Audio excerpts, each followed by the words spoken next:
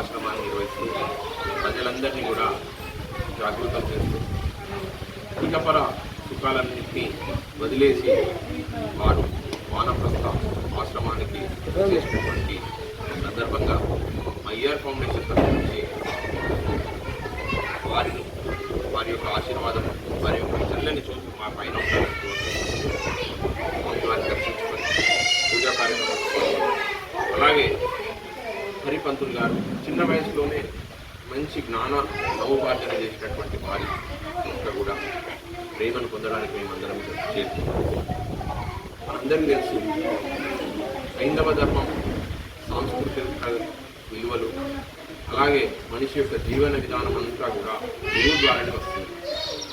తల్లిదండ్రులు పిల్లల్ని కనడానికి అలాగే వారు ఈ ప్రపంచానికి తీసుకొచ్చే బాధ్యత తీసుకున్నారు.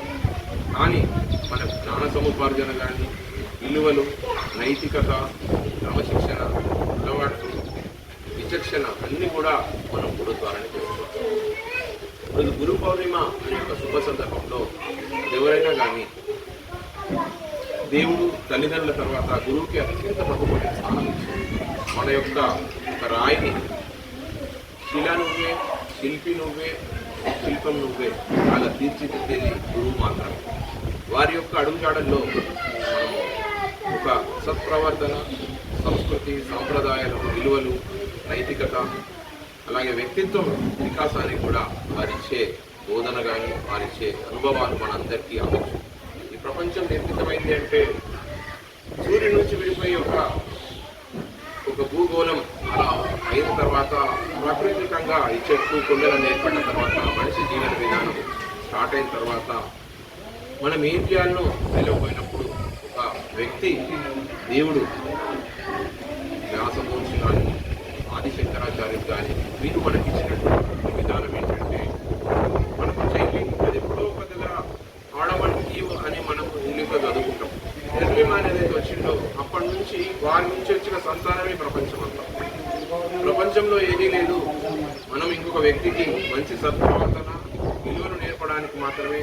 అలాగే ఈ జీవన విధానంలో మనిషి యొక్క అంతిమ దశ ఏ రకంగా ఉంటుందనేది ఇలాంటి ఉన్నతమైనటువంటి వ్యక్తిత్వం కలిగినటువంటి గురువుల ద్వారా మనం నేర్చుకుంటాం. చిన్న పిల్లోడు ఒక ఇంట్లో ఉన్నాడు, వాడికి ఏ రకంగా అమ్మాడాలా, ముందుకోవాలా, తర్వాత లేవాలా, వారు ఏ ఇంట్లో పుడితే ఆయన భాష ఆటోమేటిక్ వాళ్ళ బ్రెయిన్లోకి వస్తుంది, సబ్ కాన్షియస్ మైండ్. సో అటువంటి విధానాన్ని మనం తల్లిదండ్రులు ఏ రకంగా చేస్తే పిల్లలు కూడా అదే రకంగా చేస్తారు. కాబట్టి మన తల్లిదండ్రులకు అలాగే ప్రపంచంలో ఉన్న అన్నిటికీ కూడా గురువులే మార్గదర్శకులు. వారి అడుగుజాడల్లో వారి జీవన విధానాల్లో మనం అందరం కూడా ఏదైతే హంస మంచిని తీసుకొని చెడులాగా వదిలేస్తుందో ప్రపంచం ప్లస్ మైనస్ కలయికతోనే ఉంది. కాబట్టి మనకు మంచి బుద్ధిని అలాగే జ్ఞానాన్ని అలాగే వికాసాన్ని కూడా కలిగజేస్తున్నటువంటి మహారాజశ్రీ నారాయణ స్వామి గారు పాల్గొండ ప్రాంతంలోనే అత్యంత ప్రాచుర్యం కలిగి జ్యోతిష శాస్త్రంతో పాటు విలువలు మోటివేషన్ కాలేజీ స్టూడెంట్స్కి కానీ చాలామందికి కూడా ఆయన చేసే ఎంకరేజ్మెంట్ కానీ మోటివేషన్ కానీ ఆ స్కిల్స్ డెవలప్మెంట్ కూడా వారు దాంట్లో నిష్ణాతులు. వారి యొక్క అబ్బాయి కూడా సేమ్ తండ్రి యొక్క లక్షణాలను పుచ్చుకొని మనందరి దాంట్లో అటు భాషా సంబంధమైనటువంటి ఓల్డ్ ఏజ్ నుంచి బట్టి న్యూ మోడర్న్ సిస్టమ్ వరకు కూడా వీరు బ్రిడ్జ్ ఏర్పాటు చేస్తూ ఇప్పుడున్న యువతకు మంచి విలువలు నేర్పిస్తే ఖచ్చితంగా వారి జీవితంలో సెట్ అవుతారు, తల్లిదండ్రులను గౌరవిస్తారు. ఇప్పుడున్న ఇంటర్నెట్ కానీ సోషల్ మీడియా ప్లాట్ఫామ్లో ఇటువంటి చాలా రకమైనటువంటి అనర్థాలకు దారి తీయకుండా విద్యలను ఎలా గౌరవించాలి, విద్యార్థుల వికాసం ఎలా ఉండాలి, ఉద్యోగాలు ఎలా తీసుకోవాలి, తల్లిదండ్రుల తర్వాత బాధ్యత ఏంటి, అంతిమ లక్ష్యం ఏంటి, జీవితం యొక్క లక్ష్యాన్ని నిర్దేశించుకొని ధర్మ మార్గంలో ముందుకు తీసుకెళ్ళడానికి వారు చేస్తున్నటువంటి విశేషమైన కృషికి మేము కూడా ఆకర్షితులమై మా ఫౌండేషన్ తరఫు నుంచి మా అన్న నారాయణ అన్న, రజనీష్, శేఖర్ అన్న, సురేష్ అన్న, అన్నగారు, రామచంద్ర అన్న, అలాగే రాజేశ్వర్ గారు ఇక్కడ ఉన్నటువంటి ప్రతి ఒక్కరికి కూడా విన్నవించేది ఏంటంటే అద్భుతమైన ప్రకృతి ఒడిలో స్వామివారు అక్కడ వారి యొక్క ఆశ్రమాన్ని నిర్మించి మనందరికీ ఆదర్శంగా మనిషి యొక్క చివరి అంశం ఏదైతుందో జలదృశ్యం కూడా అత్యంత మనోహరంగా ఉంది కాబట్టి మళ్ళీ మళ్ళీ రావాలనిపించే ఈ ప్లేస్ని మేమందరం కూడా తరచి వస్తాం.